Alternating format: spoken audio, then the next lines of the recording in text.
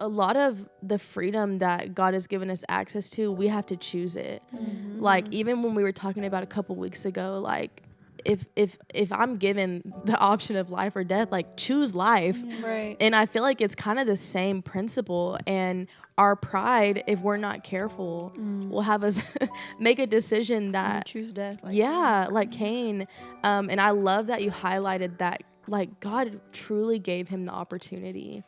And you're reminded so much of just how gracious and kind God is. Like, I think of when I watched y'all have to get onto y'all's kids and you're like, why did you do that? Like, you know, you're giving them the opportunity. Or do you remember when your parents would be like, if you just tell me now and don't lie about it, like, you'll get in less trouble. Yeah. That's real. And I think it's so kind of God. Like, he wasn't like, dry it up, like, fix your faith. You know, he's like, what? Why are you so angry? Like, let's talk about it. And what I realize is every emotion that we deal with is a almost like a bridge that, if we allow it to, can connect us that much closer to God. Whether it's sadness or it's disappointment or it's anger or it's frustration, like, every single emotion that we deal with as a human, it's the perfect, like, breeding ground to allow God to come into those spaces and to heal or to take us on a journey. But we're so hesitant. And our pride can keep us in a cage that's not even locked. Well, even how I was thinking of the story, how God says, and the Lord said to him, therefore, if anyone kills Cain, vengeance shall be taken on him sevenfold. Like, even in, because when we, like, braked, we were talking about, like, when you said God is slow to anger, like, even in, like, the Lord and the, I'm sure, hurt of what Cain's actions were, chose to protect Cain. And, like, even that is reflection of his character, of, like, even when we do choose the opposite of what we know we should choose, or what we go directly against what we know can gain us freedom, God still chooses to show us grace and mercy and protect us in certain things. And I'm thankful that there's things that my anger has brought up that God has protected me from doing. And I'm thankful there's things he's protected me from saying, because even in my most anger-filled times, I can remember so vividly when the Lord's like, don't say that, or don't do that, because it may not lead to physical death, but there will be severance of something. And I know that on the other side of that, there's times where the Lord has told me that, and I say, I don't care. And I say the thing, and I tell my husband the thing that I know will hurt the most. And the way my heart feels burdened by it, or when I respond to my son, the way I feel burdened is he's trying to protect us from feeling that feeling, because he's like, I already know where this is going to lead, and I'm trying to protect you in my sovereignness of how good I am. I'm trying to keep you from getting to that place, because he also knows when we get to that place of then guilt, then shame, it leads us further away. It's funny that you say that, because I just was kind of in a situation a couple of days ago, and I was like, I'm going to say this. And God was like, no, you're not. And I was like, and it feeds your flesh to say the thing.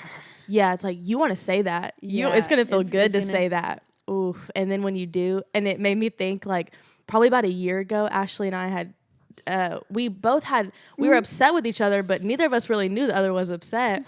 And so we got on a phone call, and the phone call was like hell for an hour. And then we were like, we get at the end of our phone call, there's no resolution. And we're like, we should just take some time and pray about it. Duh, like, why didn't we start there? And we both realized I was talking out of my head. Like, I was just like, I felt like I needed to defend myself, and she felt like she needed to defend herself, and we're just talking and we're angry. And the hard part, like, when I look back at my life, I can think of things that were said to me in a moment of anger that are so hard to forget. And I can think of times that I've said something in a moment of anger, and I'm like, gosh, that is not, and even the other day when God was like, you don't want to say that. Like, and I think it's the kindness of God to say, hey, let's hold that for a second. sit with me first, because when you sit with me, what you'll actually see is it's not even anger. Like, you feel like that person let you down. You felt like that person attacked your character. You feel like you weren't validated in whatever the thing is. But when that like that quickness comes of like, well, I can say this right now, I know it's gonna like get under the skin, you know, to get across than saying, you hurt me, let me hurt you. Yeah. Yes, Yeah. and then you've got to backtrack, and it hurts you more. Like, it hurts you more to be like, oh, why did I say that? Like, I've had moments where I'm like, ooh, like, I just want to say this. And there's that wrestling and that tension of like, but I know, like, in 30 minutes, and so, yeah, you think of how when we make those rash decisions in any emotion, it is feeding our flesh, but and I think it's funny that we're talking through emotions as we're fasting, and our spirit man is getting stronger. Yeah. Meaning I do have the fruits of the spirit. Like, self-control is mine, you know, and I can walk in that with authority. And so I think it's funny to be having this conversation during our fast, when our flesh can so easily feed and fester on those emotions. And so I do think there's a level of training your spirit, like building your spirit man, so that emotions aren't the driver of your life, and like the dictator of how you handle a situation or mishandle a situation. I think that's really good, because you're acknowledging that, yes, our flesh is going to have a reaction, but we don't have to listen to the reaction. If you need a moment, take a moment before you, which we should have done that one time. Yeah, and we got back We're on the call. great. We were good. Yeah, you see, we're still sitting here. Yeah, we but did. I say that because in a moment, we jumped into this conversation, and we were both defending ourselves, and I don't even know what we were arguing about, and we don't do that often, but this time was so distinct to me because we typically would have like sat in that first, and then, hey, can I talk to you? And that conversation would have been so much more level-headed, but it was almost like it started and we were like, you know? On the defense. Yeah, on the defense so fast. And you can see how when you allow that and you almost kind of shut God from the situation, you see like the just turmoil and strife that it creates and the disunity that it creates. And if one of us in that moment could have said like, hey, let's pause. Like, we're talking in circles, and we did eventually after an hour. Normally, if I feel these things coming up, I'm like, okay, before I say something, or even because mine is like, I'm just not going to talk to them anymore. It's so extreme, right? It's these extreme, solutions in my head to these emotions. And then I'm like, okay, let me sit with what is that really sparking? Yeah. What is that really touching, you know? Yeah. And then you're like, yeah, or maybe they're just tired and they're just a little grumpy and they snapped on me, you know? Or if it's your parents, like sometimes you're like, they just had a bad day. And I'm over here like, I'm never talking to them again, you know? Like, it's those extremities. But yeah, when you can take a moment to not just sit like in your emotions, but like sit with God and ask the Lord, what is this touching? What is this bringing up? Well, sometimes even when you sit with the Lord, you'll figure out that it's actually resolved and you don't have to go to the person. Like, it'll be resolved between you and God, because you realize, oh, they touched an insecurity. I know they didn't mean what they said, something like that. And so sometimes you can resolve it just with the Lord and you avoid the argument. But obviously, if something is still hurt there and you sat with the Lord, then approach them, because you don't want to let it fester. Yeah, because offense. Yeah. Yeah, for sure. Yeah. Well, it's funny because we were talking about pride too, and the Lord showed me, I kept typing grace. I thought you were about to look at me and say, and the Lord showed me you are struggling. The Lord said, no, Lord, don't give me a word. Me fading into the cake. Don't give me a word like that for someone, please, Lord. I wouldn't do it on camera. Y'all would have seen anger unleashed and then just like. I feel like the Lord can tell you that. The video just cuts right there.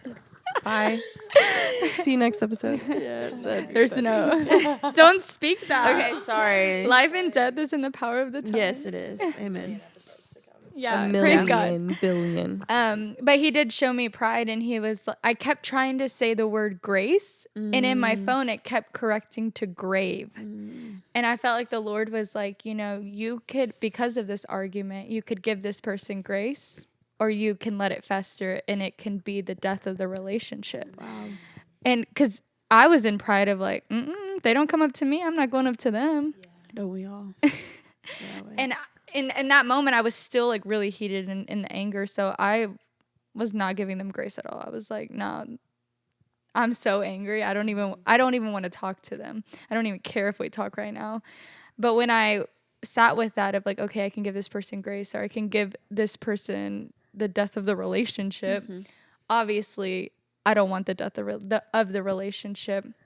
But then it made me start to think, well, like, I need grace too. Like, thank God gives me grace. Thank God other people give me grace, because I also say things in the heat of the moment. I also don't deliver in the best way sometimes. And so I feel like grace, or are you wanting to be right so badly that you're willing to lose a relationship? Yeah, and when I think about like what could be one of the biggest hindrances to loving like the Lord loves and extending grace and compassion like the Lord does, it's our pride. And you think about even like an apology, like, because if love keeps no record of wrongs, why do I continue to think, well, I said sorry last time? Yeah. Okay, and you're gonna say sorry this time, because love doesn't keep a record. Like, I'm not keeping score. I'm not keeping a measure of like, well, I said I'm sorry 7 times, so if you can go ahead and say, and I think of how I've seen in areas like, well, I wanted to be right, and so I let my desire to be right continue an argument that could have ended a long time ago, because I wanted to be right, or I wanted to be justified, or I felt like I needed to defend something. And actually, it's funny how fast an argument almost like eradicates or dissolves when you just say, hey, I'm sorry. Like, I realize like I probably came off wrong when I said that, like just owning your part. And that's something I feel like I've been trying to walk in more, is like, what can I own? Like, if I'm feeling upset at someone, like, what part can I own? Is there anything in this I can own and say, yeah, I fricked up right there. Yeah. Like, I can see how I probably triggered you. I can see how that probably didn't come out right. And I'm sorry. Like, that was not my intention. And when you lead a conversation that way, the defense immediately comes down. But it takes a level of humility to allow the Lord to show you, like, hey, actually, you were kind of wrong in this area. But when we want to defend ourselves, like, okay, well, it's just like what PC says. You defend it, you get to keep it. So, like, if you want to keep defending your side or your whatever, well, then we'll stay in this argument, and we can keep it. Disclaimer, there are arguments that you really did do nothing wrong. Like, something is happening to you. We're not discounting that. We're talking about the arguments that... Almost like offenses, where pride is the root of what you're holding on to, versus like, no, this I was genuinely hurt. Like, there was a hurtful situation here. What would you say if like pride is the root for something like internal for someone? Like, it's not necessarily like offenses with other people, but it's like things that they're doing to themselves, like it's like their own self-sabotaging thoughts, or their own like how pride shows struggle. Up in general, not within not within an argument, just generally how pride comes up. Well, and just even like, okay, we're talking a lot of like externally, like it's with other people, but what if like the person is struggling with things within themselves? Does that make sense? It may never come out like I think that's good. I think it keeps you out of a lot of spaces that God is calling you into. Because if you have pride, then it's probably rooted in insecurity. If you're not, if it's internal, is what I'm saying. And so I'll say a lot of insecurity is rooted in pride, because you're thinking about yourself so much. And so when God's calling you, hey, I want you to lead a community group, and you're like, well, I won't pray like the other people pray, or I don't communicate as well as somebody else. Okay, well, that's actually pride, because you are now thinking about yourself compared to somebody else. Does that make sense? Or it puts the capabilities on you rather than God. Yeah, Right. pride and insecurity are so hand in hand. And when you were talking about that, I'm like, yeah, Cain actually had a lot of insecurity. That's exactly as well. what I was thinking. That's what made me think of that. Was because it was not only his jealousy that God accepted his brother's offering, but that jealousy started somewhere. And jealousy it is started in that insecurity. Yeah. And it's so interesting. I feel like Cain was so worried about his own identity and what he thought of himself, that like I have this written in my Bible from when I studied this before, that Cain in chapter 4 verse 2 of Genesis, Cain was a tiller of the ground. That was his identity. And then in verse 12, God tells him, when you till the ground, it shall no longer yield its strength to you.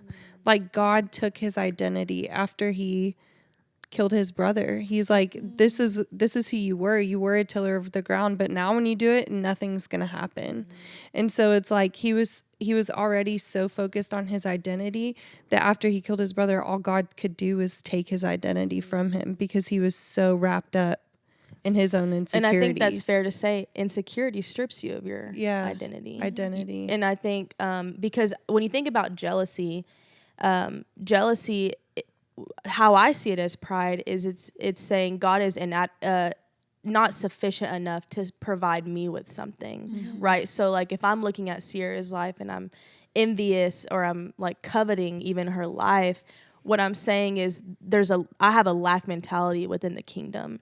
So I see God as limited. I see God as, you don't have an abundant resource.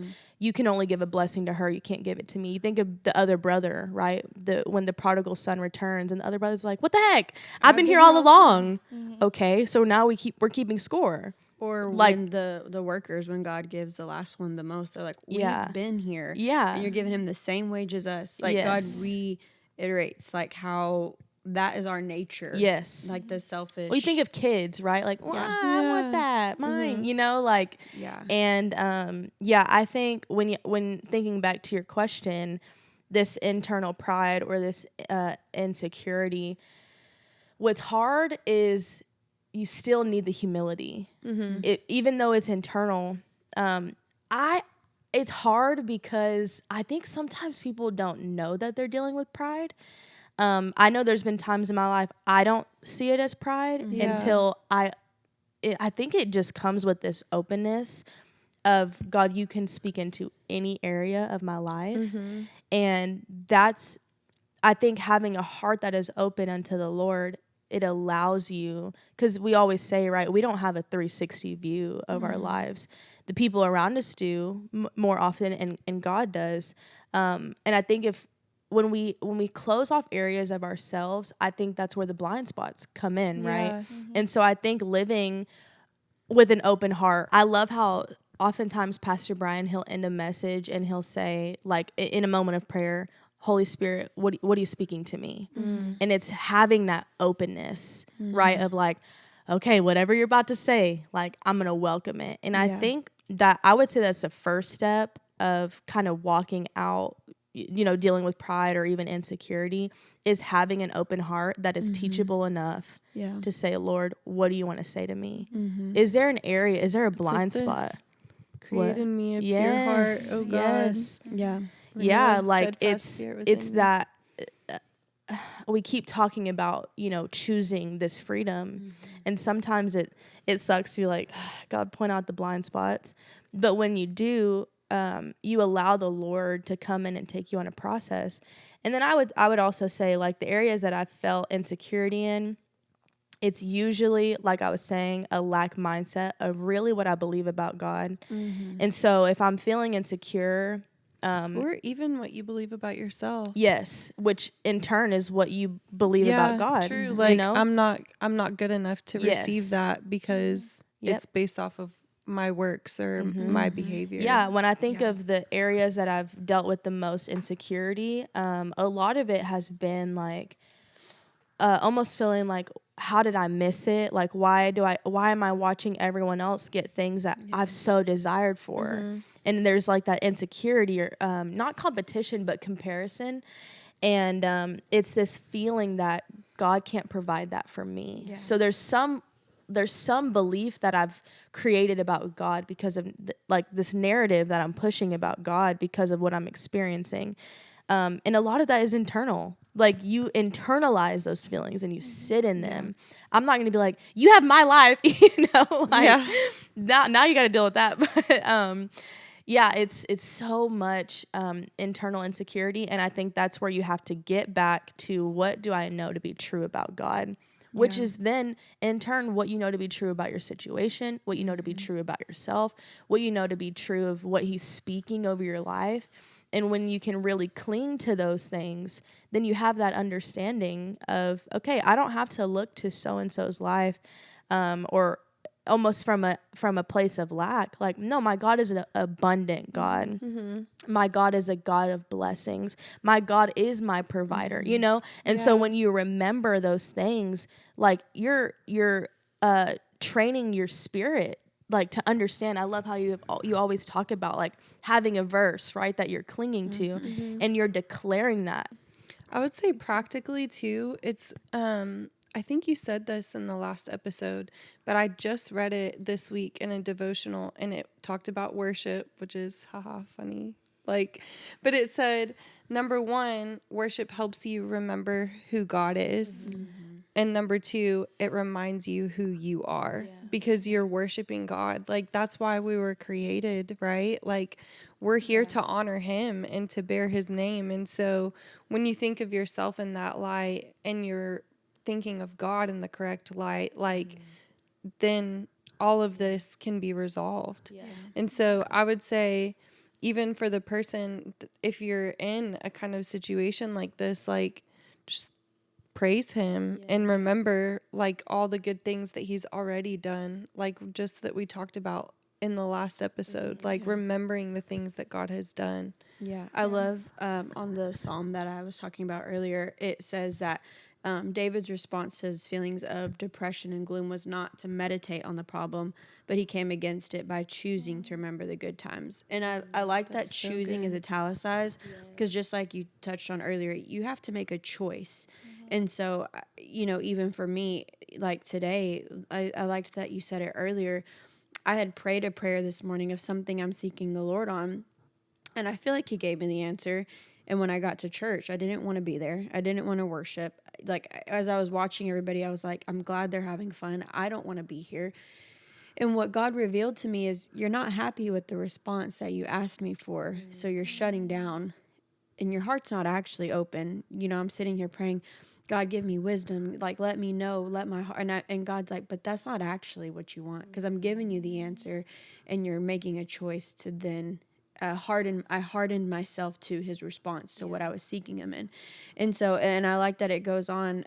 It said that it was him remembering something good that helped him overcome his battle, to remember that your mind plays a role in your victory. And I think that is, like, for that internal part that we were talking about, is sometimes it's not external. Sometimes we are our worst enemy. Like, sometimes it is us that is plotting on our downfall. Like, it is us that sabotages the freedom, the joy, the like. And so as we were in worship today, everybody was singing, and I was just like, oh my God, I'm ready to get through this. And there was somebody in front of me, he was screaming and clapping. He was a grown man, and he was jumping up and down, and he was hollering, and God was like, what would it look like that even in that, like, even in this, you worship like that? And as I'm reading Job right now, and I'm reading, he got stripped of everything. It talks about how he starts to worship. And that's been my prayer since I've started reading Job, is like, let my response even to loss and disappointment be worship. And here I am, God telling me, you're about to walk through loss. I'm like, I don't want to do this. I don't want to. And it is that flesh of like, I didn't get it's like I get onto my son all the time for him acting like a 4-year-old. And then when I act like a 4-year-old, I'm shocked that I'm acting like a 4-year-old, because God didn't give me the response I wanted, and I'm aware he's not going to do the thing I'm asking for, because he can't. I'm now shutting down and disappointed, and my response is, well, then fine, I'm gonna go the other way. I'm not gonna sing. I'm not, and it's that childlike mindset of like, which reminded me of something. I don't even know what we were talking about earlier, but I had pulled it up on my phone when we were talking about, we read 1 Corinthians 13 when we get married, and my husband says it all the time to me, but really what it's talking about is the character of God. Love is this. Love does not get puffed up. It does not do all these things. And I love at the end it says, and now abide faith, hope, love, these three, but the greatest of these is love. And as like I was reflecting today on like just my behavior and stuff, it was the posture of my heart and the way that it overflows, because then after I chose to have that negativeness, it then impacted the way I was responding to people. I sat away from my brother. I didn't want to talk to my friend. Like it then controlled everything else that happened after that. And why God tries to warn us so much of these things is because he's already knowing of, I know where it leads, but I'm showing you that it's a great verse to use for your relationships and stuff. But really what it is reminding us of his character. Of this is how love is walked out. Yeah. And when love is walked out in this way, that's what overcomes the other things. If I don't parade myself, if I'm not envious, I'm not behaving rudely, rejoicing, all these things, it's this reminder of this is how I walk it out with you. And because my spirit lives in you, you can walk it out too. When you're stripped of the thing, when you're disappointed, when you're angry, when the person makes you mad, when XYZ comes, love operates this way. I think it's a perfect circle back, because when I've had so many Sundays that way, and it's a letting your emotions drive. And what I realize is in those moments, not wanting to lift my hands or not wanting to engage in the worship or engage in the service is when my pride comes in. And you realize it's what we said in that first episode. Like, worship is taking my eyes off of everything else, and it's glorifying God. And it's that kind of worship that strips you of your pride. Praise and pride can't really coexist. No. And then you're able to say, wait a minute, I'm singing about this God. Yeah, you are that God. And it brings you back to that place, because right now, we're watching you kind of process that emotion, but it requires a looking at who God is. You know what I mean? Stripping of the pride, saying, who is God? I'm telling my soul, this is who God is. And that's what praise does, right? Yeah. And then it's like you backtrack. You can reverse a little bit of I even think we talked about Broken Bow. I needed to get away, come with a humble heart, and allow God to speak, right, to those places. And when I could worship him, it helped me go back into the emotions and go back into the places of pain that I was avoiding. Does that make sense? We're almost like, I think as we started the podcast, I was like, what is the answer? But it's what it's always been. It's worship. It's praise. It's allowing ourselves to say, okay, this does suck. This is the situation. That isn't what I wanted to hear. Right. And now my pride is getting a little bit bubbled up. So if I let my pride win today, I'm not going to worship. I'm not going to talk to anyone. I'm going to come into this church and I'm going to leave the same way I came in. But when we allow our hearts to be softened, I love how you said, I got a hardened heart. And I can think of so many Sundays or just days in my quiet time where I'm like, I don't want to do gratitude. I don't want to worship you, right? Well, what you're showing God is, I have a conditional praise. I only praise you when I got the thing that I wanted. Yeah. And, it's more about the promise than the... It was more about the promise, and my pride has been touched. I think I can be God better than you. Yeah. And so I'm upset that my plan didn't go the way that I wanted it to. And that's, in a way, there is validity in sitting right with that emotion, but instead we push the emotion to the side because it's easier to just be angry. And our pride takes the driver's seat and our anger takes the driver's seat. But it was so cool just kind of sitting here and listening to you, because we're sitting here looking at and reminding ourselves of who God is. And it's in that place where you can kind of come to this resolve of actually, that it's hard, and I hate that that's kind of how the route we're going, but I'm submitting to you again, and I'm allowing your will to be so much greater than mine. Right. And it's coming back to that place of humility. When we're in those situations, you don't feel like doing it. But when you allow yourself to go back into that place, it gives you that clear view of who God is again, which then helps you circle back to those things that you were almost withholding from him, those emotions that you were withholding. Yeah, that's really good. I feel like one of the, or I guess the last things we'll touch on is another internal pride would be, I always talk about Galatians 1:10. Are you going to please man? Are you going to please God? Because I think a lot of times we don't step out, or we don't start the business, or we don't do whatever we feel like God is calling us to because we're fearing what people will think if it fails. Yeah. Or fearing what they think if we post about it. Or we're just fearing the approval of man. Yeah. And so I do want to share and end on a win, because I felt like in the last episode I touched on, I felt like the Lord was not coming through. I had a lot of expectations that just were unmet purely because I placed a timeline on it that God did not give me. Yeah. And basically the Lord told me to wait on him. He was very clear, wait on him. And for me, I was like, okay, I will wait on you. But how do you want me to help out? Like, Yeah, I'm here. Like, do I need to go talk to some people? Do I need to do X, Y, Z? What action can I put into place to help you as I wait?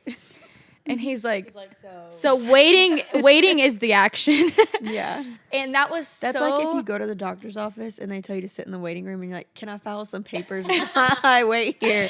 It's so true. And it seems silly when you think about it in that aspect. But when the Lord says to wait, you're like, but how are you going to bring it to pass if I'm just sitting and waiting? Yep.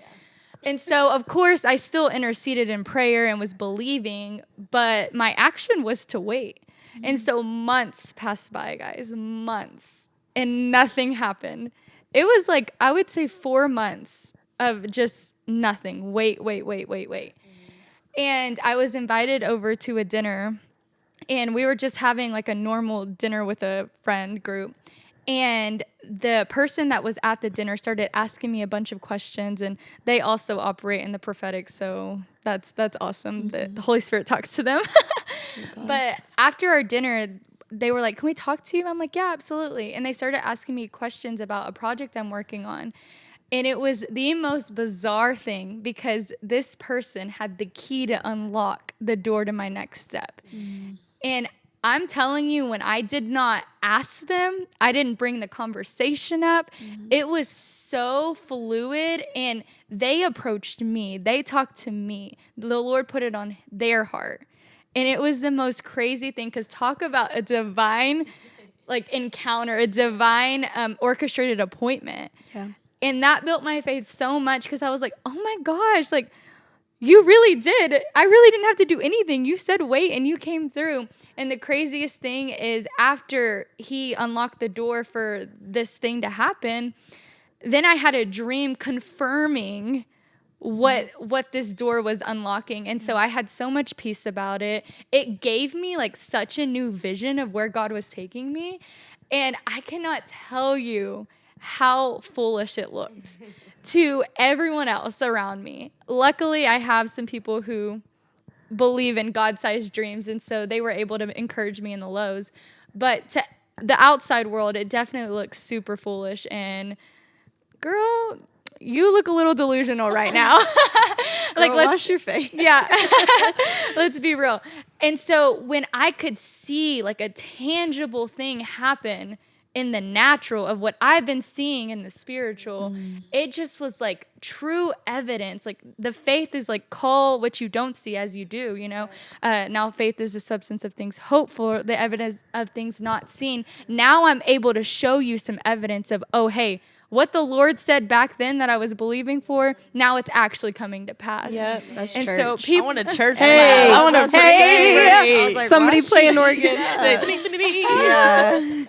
Yeah. So I'm just so excited and in awe of like all that God is doing in my life. And so I want to encourage you, even if you're in a waiting season, that whatever the Lord has spoken to you, it is finished. It may not be over. You may not be able to see it yet in the natural, but he is faithful to his word. He cannot lie. He does not change his mind. And so just keep the faith, because just as he's coming in clutch. I was going to say clutch. Is that okay? He is. Yeah, he's clutch. God is clutch so for clutch. me. He's going to come in clutch for you too. Yeah, I think that's a perfect way to, when you think of this conversation, even for the ones who, whether you're waiting or you're even dealing with the disappointment of it. As you were talking, I just kept thinking of Isaiah 55. Like, my ways are higher. My thoughts are higher. And in those moments of waiting, or even in those moments of disappointment, you're like, what the heck is going on? Like, why is this happening? It should have looked this way. And that reminder, like we were talking the other day, and I'm like, this gives me so much hope of when you're in, like, knowing you're going to go through a waiting season. There's waiting seasons are going to be a part of your life forever, right? And when you have that, it's those testimonies of like faith, faithfulness of God, of like, yeah, when I go through these seasons of waiting, I can be reminded, even though it doesn't make sense in the natural, even though it doesn't make sense to me, y'all think I look foolish, I feel foolish too, and it's even in those moments, that reminder of like, no, God's ways are higher. There's a part I don't even see yet. There's a piece of the puzzle that's still being put in, and it's that trust and even patience, like your word being patience of, I can just wait, but I wait with this trust of like, I mean, when you order your food, you're not sitting there waiting like they're never going to bring it, I trust. More hope in McDonald's than we got more trust than the waitress at Cracker Barrel than we do in God, right? But I've been clinging to that verse myself of just your ways are higher. So even in seasons of disappointment where it feels like I lost something, even when it feels like things are hard, but your ways are higher. Your thoughts are higher. And there are things I might never understand. No, go ahead.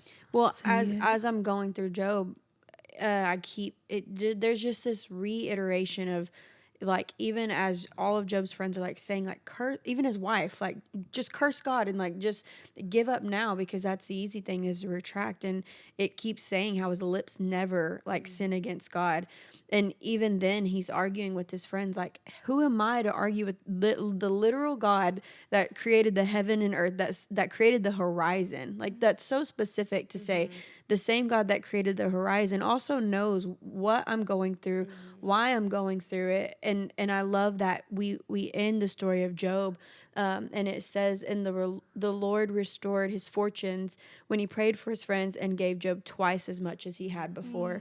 And I love on like the little little side note, it says, God has the same good plans for you now that he had the moment that you were born. He has never changed his mind. From the instant the enemy attacked you, God already had your restoration in mind.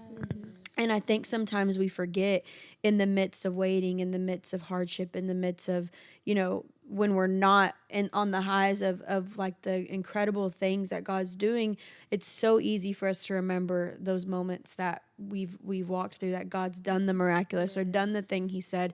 And even today in worship, God's response to me wasn't, well, you're just going to sit there and sulk, then I'm not going to I'm not going to answer the other. His response to me is, I started seeing in the spiritual everything that he has done. When he brought me through my surgery, when I got pregnant, when I started, it was like almost this little movie clip of things that he's done to remind myself of, no, you're still good even amidst. And I was watching that man jump and worship and praise. And even though I didn't feel like that on the outside, God was like, you have an opportunity to shift right now. Internally, and the rest will follow. The external will eventually catch up.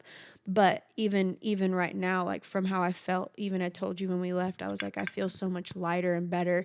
But it's the choosing. It's the choosing to be remembered, the choosing to celebrate when I'm in this season and my best friend's going through like the highs, like choosing to celebrate of like, I know I'm going to get there too, because the same God that did that for you is going to do that for me. Your God is my God. So that means that he has good plans for me too. Yeah. And it's the year of Jubilee. Yes. And what that means is, it's in Leviticus 25, I believe. Yes. But it happens every 50 years, and this is the year of Jubilee. So that is the year of restoration, the year of redemption. Wait, is it actually the year of Jubilee? Yeah. I thought y'all been saying that. No, it's real. Like, legit. Yeah. It's the legit. I thought that was just a declaration. No. I was like, no. that's great. Which some people do. Like there are Yeah. people who declare that every year, but like we're this actually is in the it. year of wow. Which Like, is with every the- 50 years. with the- in the Catholic Church, it's Yeah. every 25. Yeah, Oh, I in don't know. Leviticus it's every 50. I didn't know this was the 50th year. That got me hype. Yeah, girl. So you want to leave nothing on the table. Nothing. Claim every single thing Yes. that the Lord has promised Study you. The and live it. enemy Claim it. has taken away from you. Yes. Declare he's going to have to return it Yes. sevenfold. Yeah, like Job, like you lost a lot, but God gave him double for his trouble. Double, Double Oh. this, double that. double this. Double Remember that. when you double thought you were going to have this. twins? Did you hear me? What'd you say? Remember when you thought you were going to have twins? Oh god. Imagine you. She says, hang on. Oh, sorry. They give her 2 babies at the hospital. I'm joking. I'm just kidding. Dead quiet. I know. Speechless. That's Okay. I think that's great. We'll end What on an that. episode. Wow. I hope you got The something light, from the that. everything. Y'all Y'all don't were even know. clearly- the outfit, clearly it's just this is about God at this Yeah. point. Yeah. Whatever he wants to do and We say. had Yeah. a lot of technical difficulties, so that's why it might look a little choppy. The microphones. enemy did not want We had to go through, how many batteries did we go through? 50. Like, It felt like. I think legit 9 batteries.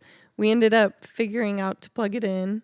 It's But been it's a like mess. we would be Camera mid died. talk, mid going in, deep conversation, mics Cut. cut off.